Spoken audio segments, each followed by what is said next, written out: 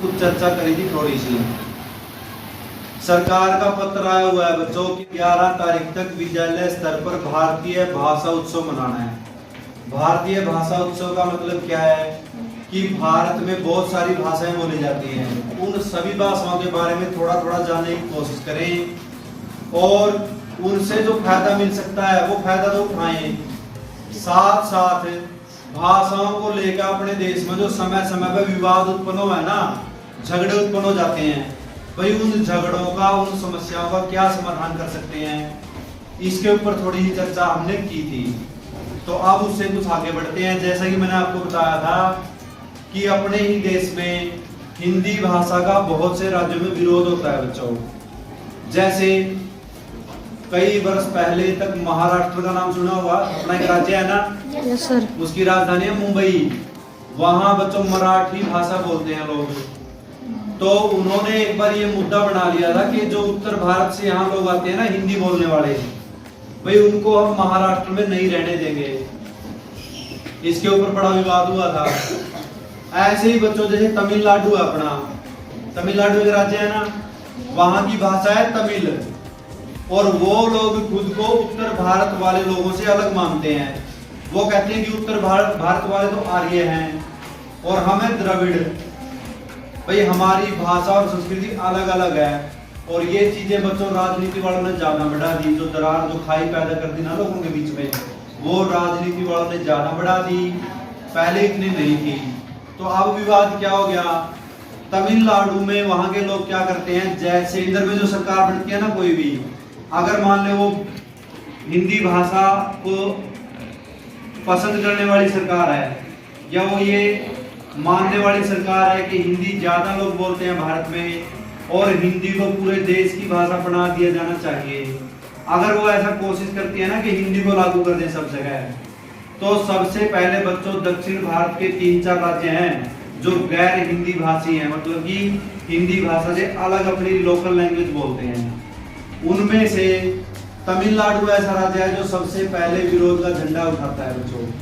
मतलब वो सबसे पहले इस बात का विरोध करेगा कि हम हिंदी नहीं पढ़ेंगे, अपने ही देश का राज्य, अपने ही देश के लोग हैं देखो, लेकिन उनके मन में हिंदी के प्रति ऐसी घृणा भर दी कि अब वो हिंदी का विरोध करते हैं, इंग्लिश से प्यार करते हैं। दक्षिण भारत के बच्चों जितने भी राज्य हैं ना, वहाँ हिंदी नहीं जानता कोई, या तो उनकी अपनी लैंग्वेज जानते हैं वो।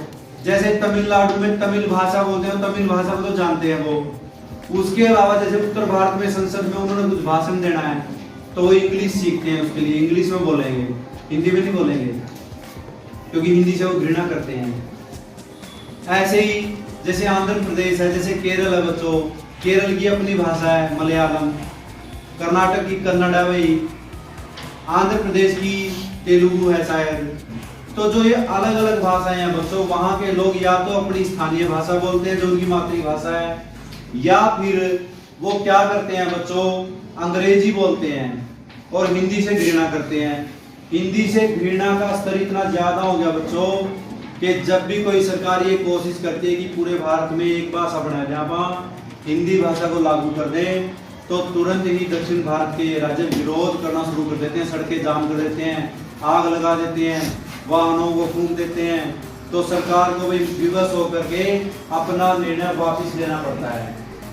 और इस झगड़े का जो भाषा के आधार पे अपने देश में झगड़ा हो रहा है ना, उस झगड़े का फायदा फिर कौन उठाता है, अंग्रेजी भाषा। आपस में तो विरोध करेंगे सारे, हिंदी का विरोध करेंगे, हिंदी वाले दूसरों का कर देंगे, लेकिन इंग्लिश सारे ही पढ़ रहे हैं, हम भी पढ़ रहे हैं ना इंग्लिश को, जबकि इंग्लिश एक विदेशी भाषा है बच्चों। भारत के संविधान में ऐसा लिखा गया था कि केवल शुरू के 10 या 15 वर्षों तक इंग्लिश का प्रयोग सरकारी कामकाज के लिए किया जाएगा। 15 या 10 सालों में हम इंग्लिश की जगह धीरे धीरे अपनी भाषाओं में हिंदी में काम करना शुरू कर देंगे, फिर इंग्लिश को यहाँ से हटा देंगे। लेकिन बच्चों अपने देश की राजनीति के कारण, नेताओं की कमी के कारण वो इंग्लिश आज तक भी सब कार्यालयों में प्रयोग की जाती है। हिंदी से ज्यादा काम इंग्लिश में होता है अपने देश का। कोर्ट में चले जाओ, अब सारी सुनवाई इंग्लिश में होती है, कोर्ट के सारे डिसीजन इंग्लिश में आते हैं, सरकार जो पत्र जारी करती है सारी इंग्लिश में आते हैं। तो हिंदी कैसे हुई अपनी देश की भाषा? हुई नहीं, आएगी भाई। केवल कागजों में बच्चों, कागजों में है हिंदी अपने देश की भाषा, वास्तव में प्रयोग में नहीं है। तो बच्चों भाषा को लेकर के जो ये झगड़े पैदा हो रहे हैं, इन सभी का समाधान करने के लिए सरकार ने ये प्रयास शुरू किया है कि विद्यालय स्तर पर भारतीय भाषा दिवस मनाया जाए, भाषा उत्सव मनाया जाए, ताकि अपने देश के सभी बच्चों को अपने देश की भाषाओं के बारे में पता चले और उनके नाम पे जो झगड़े होते हैं वो झगड़े समाप्त हो जाएं। तो इतनी चर्चा तो आपने की थी, आपने यहाँ ने बंद कर दिया था ना।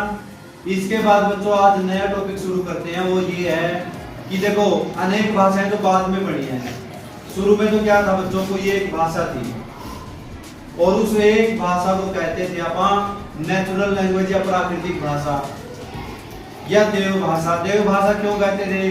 क्योंकि भाई ईश्वर ने सिखाई थी मनुष्यों को। जो पहले मनुष्य धरती पर आए थे ना, उनको पढ़ाने वाला कोई गुरु तो था नहीं भाई। कोई भी शुरू के थोड़े से आदमी जो धरती पर आए होंगे ना, उनसे पहले धरती पे मनुष्य नहीं थे, तो उन मनुष्यों को सिखाने वाला कोई गुरु टीचर तो नहीं था, कोई अध्यापक। तो उनको किसने सिखाई? ईश्वर ने, परमात्मा ने, जिसने ब्रह्मांड बनाया है ना, उसने उन लोगों को वो भाषा सिखलाई। इसलिए उस भाषा को क्या कहते हैं? देव भाषा। ये देवताओं ने सिखाई है। और जो लोग ईश्वर को नहीं मानते वो लोग उसको कहते हैं भाई प्राकृतिक भाषा। क्यों कहते हैं? क्योंकि भाई ये प्रकृति ने सिखा दी, ऑटोमेटिक सीख के लोग बोलना हो। भाई जैसे आप बिना पढ़े छोटा बच्चा होता है, माता पिता को देख के बोलना सीख जाए ना, खराब सी लैंग्वेज टूटी फूटी सीख जाता है ना, कि वैसे ही शुरू में जो वो लोग थे बच्चों, भाई ऑटोमेटिक सीख के, जो ईश्वर को नहीं मानते उसी लैंग्वेज को प्राकृतिक कह देते हैं, जो प्राकृतिक तौर पर सीखी है लोगों ने। धीरे धीरे क्या हुआ बच्चों, जैसे वो देव भाषा थी, शुरू में एक भाषा थी, उसमें शुरू में सभी मनुष्य पढ़ते थे, सारे बुद्धिमान थे शुरू में तो। लेकिन धीरे धीरे जैसे जैसे बच्चों मनुष्य समाज आगे बढ़ता गया, लोग वही आलसी होते गए। जैसे आप लोग आलसी हो, पढ़ते नहीं ना, वैसे ही बच्चों आलसी हो गए लोग। उन्होंने भाषा को पढ़ना धीरे धीरे कम कर दिया, तो ताकि भाई वो आलसी लोग भी आसान तरीके से भाषा को सीख सके, पढ़ सके, सभ्य और सही भाषा का प्रयोग कर सके, शुद्ध भाषा का प्रयोग कर सके। इसके लिए बच्चों अपने देश में फिर कुछ ऋषि हुए हैं। उन ऋषियों ने क्या किया? एक ऋषि तो हुए हैं आचार्य पाणिनि। उन्होंने बच्चों उस भाषा का व्याकरण लिखा जिसको कहते हैं अष्टाध्यायी। एक ऋषि हुए हैं भाई आचार्य यास्क, उन्होंने एक निरुक्त नाम का ग्रंथ लिखा है। और एक आचार्य हुए हैं बच्चों आचार्य पतंजलि या महर्षि पतंजलि। उन्होंने क्या किया? पाणिनि की अष्टाध्यायी और आचार्य यास्क का जो निरुक्त ग्रंथ था ना, इन दोनों ग्रंथों का सरल भाषा में ट्रांसलेशन सा कर दिया और एक नया ग्रंथ लिख दिया, उसका नाम है महाभाष्य। वो क्यों लिखा? भाई जो लोग आलसी हो गए थे ना, भाषा को, शुद्ध भाषा को पढ़ना भूल गए थे, भाई इन ग्रंथों के माध्यम से वो लोग भाषा का शुद्ध ज्ञान दोबारा से प्राप्त कर सकें, इसलिए ये ग्रंथ लिखे। और जो देव भाषा थी बच्चों, उस देव भाषा में धीरे धीरे इन ग्रंथों के कारण जो भाषा का संस्कार हो गया, संस्कार होने का मतलब है उसको और सरल बना दिया और अच्छी बनाने की कोशिश करी कि आसान तरीके से लोग सीख सकें। इसलिए फिर उस देव भाषा का नाम क्या पड़ गया? संस्कृत। क्योंकि उस देव भाषा का भी संस्कार किए ऋषियों ने। उसमें जो आलसी लोग पढ़ने में कठिनाइयां महसूस करते थे, उन कठिनाइयों को खत्म करने की कोशिश करी और इन संस्कारों के कारण उस देव भाषा का नाम पड़ गया संस्कृत। तो शुरू में बच्चों जो अपनी भाषा थी वो क्या थी? देव भाषा या संस्कृत। और बाद में क्या हुआ? सारी भाषाएं उस संस्कृत भाषा में से निकलती गई। अब मैं कुछ उदाहरण आपके सामने ऐसे रखता हूँ जिससे आपको ये पता चलेगा कि संस्कृत से ही दुनिया की सारी भाषाएं बनी हैं।